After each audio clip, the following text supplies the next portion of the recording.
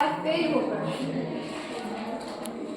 तब कपिला जी अचानक पहुंची, लखनऊ पहुंची मालूम करने की लड़का जो है वह कुछ करता भी है या आवारा या गिरहट हो गया है। गिरहट समझते हो किसे कहते? स्टॉप हो गए। लक्ष्मण महाराज जी इस दुनिया में नहीं रहे तो हो सकता है कि बिरजू महाराज गलत राह पे भटक गए, चोरी चमारी की पाकेटमारी करता, इधर उधर आवारा गर्दी करता, कि पढ़ लिख रहा है। ये पूछ रही है अम्मा जी से मालूम करने के लिए कुछ करता होता है कि नहीं। तब अम्मा जी ने दिखाया मुझे कि करते तो हैं थोड़ा बहुत जो सीख पाए थे, यानी जो सीख पाए थे वो करते तो थे। यानी चटनी अम्मा जी ने दिखाया कि करते हैं थोड़ा बहुत जो सीख पाए थे अपने पिताजी से।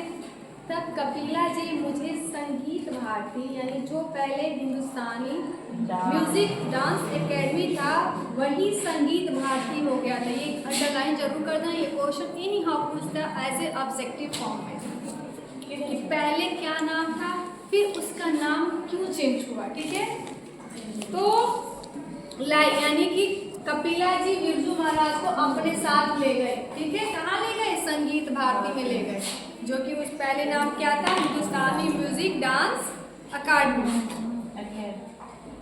6 महीने बढ़ गए तो बहुत खुश हुआ मैं, यानी कि नया नया चीज था इनको। अच्छा, कोई बच्चा रहेगा नया नया चीज मिलेगा ना, बड़ी हतोत्साही से वो चीज करेगा और काम भी करेगा, मन लगा के करेगा।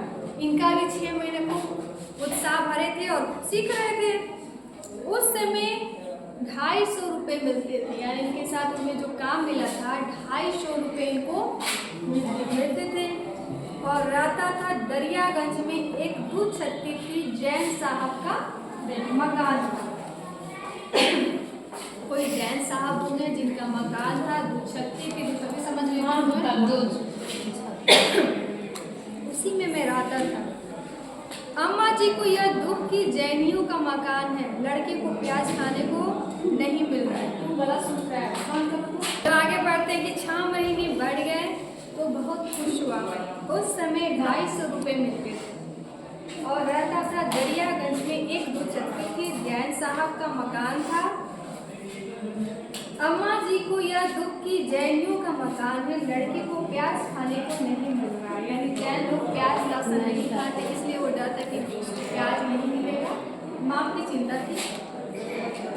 मछली तो खाता नहीं था, पर उसमें छोटी सी तो जगह थी। एक टेबल फैन ले गया था, यानी कि छोटा सा जगह जिसमें वो सो सके। केवल एक छोटा फैन उस कमरे में कर सकता था, तो कितना वो छोटा रूम होगा। एक टेबल फैन ले गया था।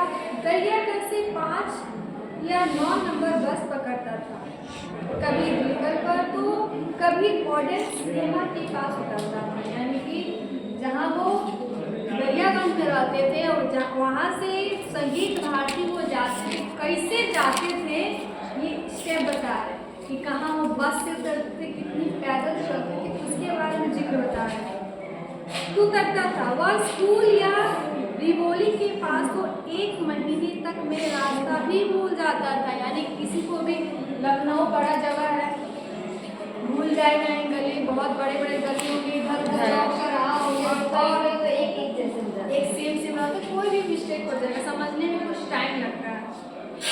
तो एक से खंबे चारों तरफ को मैं किसी भी सीढ़ी से चढ़ जाता था, बड़ी मुश्किल से फिर निशान बनाए कि यहाँ से जाओ यार, यानी कि जब ये हरदम भटकने लगे तो हर खंबे पे अपने हिसाब से इंडिकेशन पॉइंट निशान, तीर का निशान बना दिए, स्टार बना दिए, इसको फॉलो करेंगे तो हम घर जाएंगे। ठीक है, फिर आगे बढ़े ना। समझ में आ रही है? आ रही है? नहीं आ रही है? तुम चारों को तुमको नहीं लगता तो जिक्र बता रहे हैं बिरजू महाराज जी पूरे दिल खोल के रख दिए अपने शिष्या के पास, जिनका नाम है रश्मि वाजपेयी जी। हाँ, एक घटना बहुत दुखदाई रही शुरू में।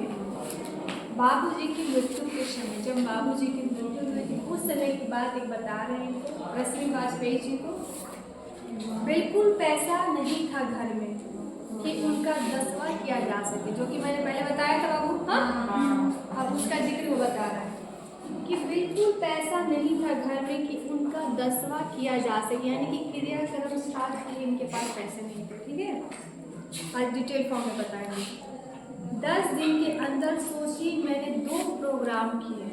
एक, पिता की मृत्यु, उम्र 9.5 साल, सिर्फ माँ, पिताजी मर गए हैं, उनके क्रियाक्रम करने के लिए इनके घर में एक पैसा नहीं, उस क्रियाक्रम करने के लिए उसी हालत में ये 2 प्रोग्राम के उस पैसे से उनका क्रियाक्रम किया। समझो, जिस बच्चे के सर से पिता का साया गया वो उन्हीं का श्राद्धम करने के लिए प्रोग्राम किया। बहुत लोग हंसा भी कि देखो इसके पिता जब वैसे ये प्रोग्राम कर रहा है, लेकिन लोग ये नहीं कहेंगे थोड़ा सा कुछ पैसे दे दे। देखो उसमें डिटेल में क्या लिखा है। 10 दिन के अंदर सोची मैंने 2 प्रोग्राम किए, उन 2 प्रोग्राम से 500 इकट्ठा हुए तो 10वां और 13वीं 12 मित्रों और आदि को भी शायद अंदाजा नहीं रहा होगा कि घर की ऐसी बाहर के, ठीक है, बाहर के मित्रों आदि को भी शायद अंदाज नहीं रहा होगा कि घर की ऐसी हालत है। जो भी हो, यह मुझे अच्छी तरह याद है कि पिताजी का मरना, फिर उन 10 दिनों में मेरा नाचना और पैसे इकट्ठा होना और उनसे ही 10वां 13वीं का इंतज़ाम होना, यह मुझे अच्छी तरह याद है। उससे बड़ा कष्ट और कुछ नहीं हुआ।